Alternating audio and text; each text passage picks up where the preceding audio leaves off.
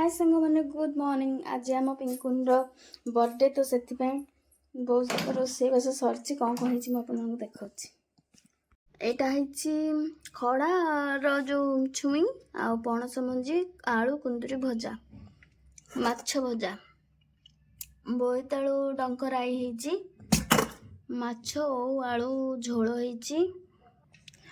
सुखुआ देकी एटा जो कल मुझे हाटर आनी बोर्डर डंक कहती से डंक को सुखुआ देकी बेसर देकी गोटे बाटी बसा कराई। एटा गोटे बाली छतु मिले बिल मानक समस्त जानी छोट छोट बाली छतु सेटा को आलू टमाटो देकी गोटे पता कराई। आउ गोटे कलरा पत्र को चाउल चूना को करके गोटे पिठा कर